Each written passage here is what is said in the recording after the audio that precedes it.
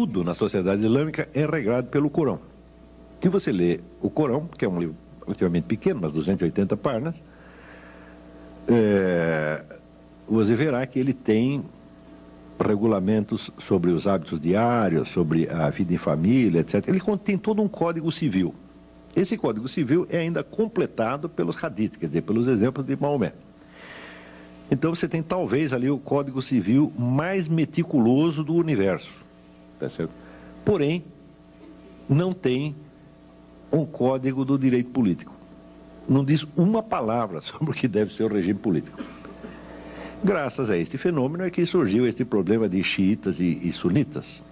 Porque enquanto Maomé esteve vivo, então, de certo modo, ele condensava na pessoa dele os vários aspectos da sociedade e da liderança islâmica. Ele era ao mesmo tempo um líder religioso, um líder militar, era o guru da população, ele era ministro de todas as pastas e assim por diante. Então, ele era o fator de unidade do regime entre aspas, islâmico. Não havia regime nenhum, o regime era ele. E era um homem de um gênio absolutamente extraordinário, que tinha solução para todos os problemas. Então, enquanto ele vivia, ninguém teve que raciocinar muito, porque ele resolvia tudo, né? Quando o sujeito morreu, no dia seguinte, já deu o rolo. Porque aí eles perceberam que não havia regime nenhum. Então, primeiro, nós temos que eleger vai ter que ter um chefe esse negócio, né? Então, alguns achavam que esse chefe tinha que ser, vamos dizer, um continuador da obra de Maomé. Portanto, alguém investido também da missão profética e dotado do carisma profético. E outros disseram, não, de jeito nenhum, o único profeta que teve é esse. Ele disse que ele era o selo da profecia, então acabou, não tem mais profeta agora. Então tem que ter apenas um governante civil, tá certo? E o guiamento espiritual da comunidade deve caber à própria comunidade nos seus, vamos dizer, representantes mais eruditos e mais ilustres, que formariam o que se chama Uma. Uma é a comunidade, mas não a comunidade no sentido de todo mundo. A Uma é a comunidade de todo mundo que pensa e que está interessado no assunto, né? Então, esta entidade informal, a Uma, é que seria o guiamento espiritual da comunidade. E outros acharam, não, nós temos que ter aqui um profeta, e escolheram, evidentemente, o genro de Maomé, Ali, que era, de fato, espiritualmente, o homem mais notável da comunidade. Não só espiritualmente, mas intelectualmente, sob um monte, era um tipo muito especial, né? Agora, acharam que ele era ainda mais especial do que era, porque acharam que havia realmente nele o carisma da profecia. Então, é uma espécie de continuador do profeta. Então, é isso que é a distinção entre sunita e xiita. Sunna quer dizer os costumes, e os costumes não é nada mais do que a coleção dos hadiths, quer dizer, a coleção daquilo que foi copiado, foi anotado da vida de Maomé e que serve como modelo para a conduta de gerações e gerações de muçulmanos. E xiita não quer dizer nada mais do que Shia, quer dizer os companheiros, que são os companheiros de Ali, aqueles que ficaram fiéis a ele, que eram a minoria. E entre os xiitas, então surge a ideia de que a profecia prossegue ao longo dos tempos, tá certo? Então a subsistência da comunidade depende de haver um líder carismático a cada nova geração.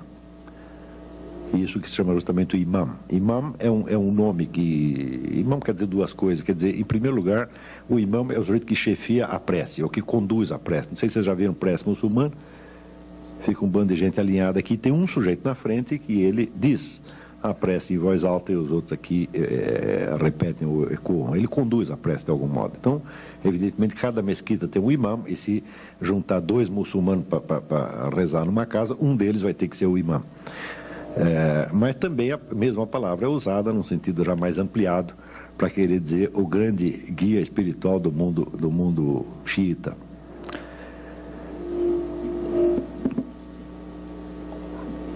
Esta divisão de sunita e xiita, então, já mostra, vamos dizer, a indefinição e a contradição interna do Estado Islâmico. Você falar de Estado Islâmico é até estranho, porque até hoje ninguém sabe o que é um regime islâmico. Durante muito tempo ficou assim, e esta indefinição fez com que ao longo do tempo se consolidasse uma noção muito peculiar do que é a legitimidade de um governo. Evidentemente, toda a teoria do Estado subentende o que seria o critério de legitimidade do governante. No mundo islâmico, o governo legítimo, a critério do governo legítimo é o seguinte: o governo legítimo é aquele que existe. A partir da hora que ele cessou de existir, nós descobrimos que ele não era legítimo, ou que deixou de ser. Porque o governo expressa, então, a vontade de Deus. Se o sujeito ainda é governante, é porque Deus quer que ele esteja lá. Se ele deixou de ser, é porque Deus o tirou de lá, então perdeu a legitimidade. É evidente que isso é um convite a golpes de Estado, revoluções, etc, etc. Quer dizer, cada um diz, olha, o sujeito está lá, ele pensa que é legítimo, todo mundo pensa que é legítimo, mas eu vou mostrar que não era. Tá certo? Então, a tremenda instabilidade política do mundo islâmico, que só cessa em certos momentos quando algum grupo, alguma dinastia excepcionalmente feroz consegue impor a ordem ao conjunto, é algo que, vamos dizer, se prolongou até o século XX. No século XX, quando se intensificam os contatos intelectuais e políticos entre o mundo islâmico e a Europa, naturalmente surge a ideia de, não, peraí, nós precisamos formular direito este negócio do que seria um regime islâmico. E é aí que surge o indivíduo chamado Said Qutb. Said Qutb era um revolucionário egípcio que escreveu um comentário ao Corão em 30 volumes, chamado A Sombra do Corão. Né? Isso aí, para mim, foi um ato falho freudiano, porque se fosse coisa boa, seria a luz do Corão, não a sombra. Né? Então, acho que ele de fato se enganou. Então, o que ele faz é uma interpretação politizada do Corão, versículo por versículo. Ele faz uma espécie de teologia da libertação islâmica. E este foi o fundador, depois, da entidade que se chamou a Fraternidade Islâmica, tá certo? Que é, vamos dizer, a entidade que dá um senso, vamos dizer, de unidade à militância islâmica em todo o mundo. É evidente que uma obra em 30 volumes eu não vou poder resumir nem em 30 linhas, muito menos em 30 palavras. Então, eu não vou resumir, eu vou só dar um exemplo. Por este exemplo, vocês já pegam a índole da doutrina. Said Qutb pega as sentenças do Corão, tá certo? E as interpreta baseado no pressuposto, islamicamente inteiramente aceitável e até obrigatório, de que as sentenças de Deus têm uma validade absoluta.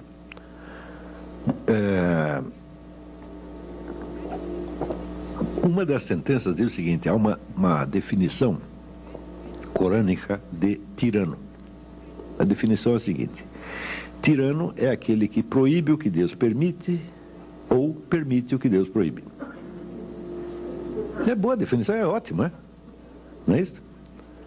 Se você entender, vamos dizer, a palavra Deus no sentido que se deve entender, que é, vamos dizer, aquilo que é o fundamento mesmo da ordem da realidade, não é isso?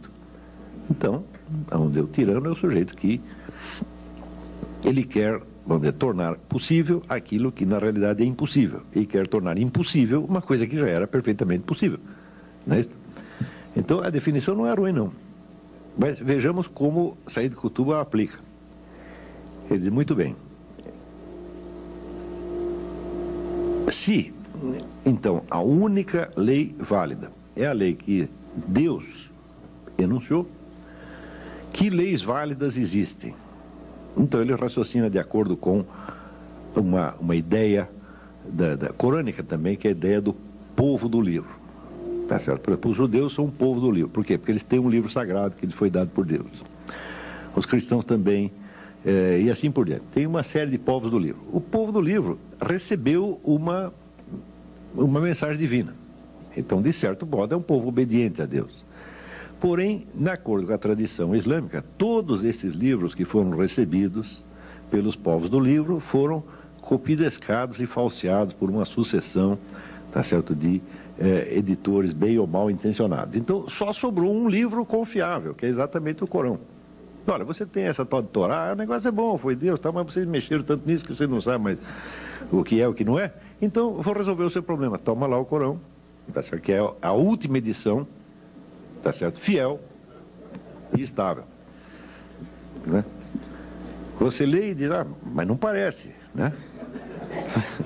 Não parece, mas é. Não parece porque a sua está alterada, essa aqui é que está inalterada.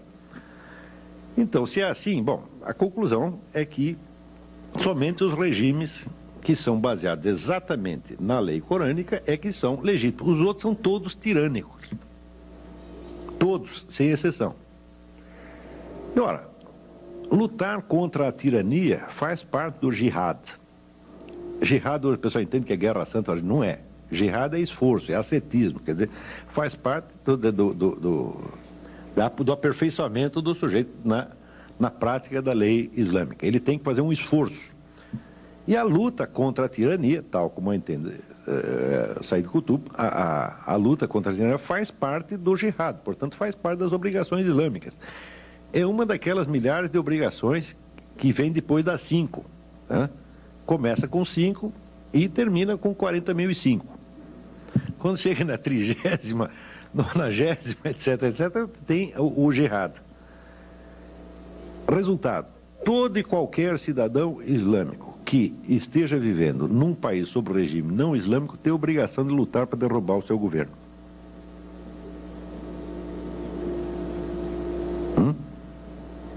Isso não é um modo de dizer, é uma coisa assim, muito simples e direta.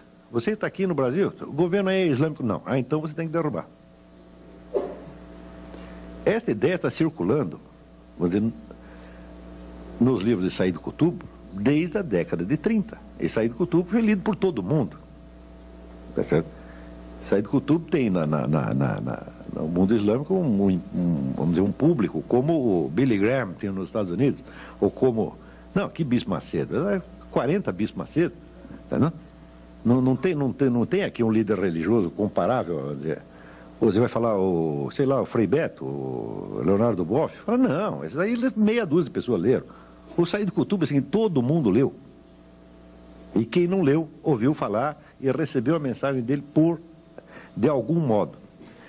As primeiras gerações de muçulmanos que ouviram esse sujeito falar acharam aquilo horrível. Tanto que acharam horrível que Said Qutb foi enforcado pelo governo egípcio. Tá certo? Mas as gerações seguintes já começaram a gostar do negócio. Então, você pode dar por bastante razoável a ideia de que as doutrinas de Said Qutb já se impregnaram totalmente no movimento islâmico, não só nas entidades mais ostensivamente radicais, mas há um fundo daquilo em toda a sociedade. Esta progressiva formação da ideia do governo islâmico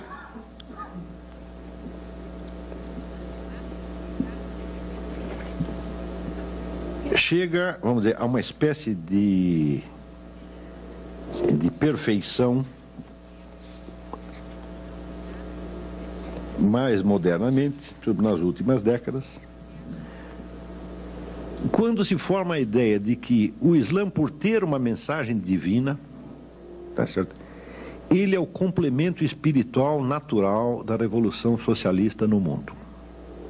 Então, primeiro tem que haver a revolução socialista, a qual, porém, lamentavelmente, deixará o homem desarraigado da comunidade e desligado do sentido último da vida. Porque a revolução socialista é toda feita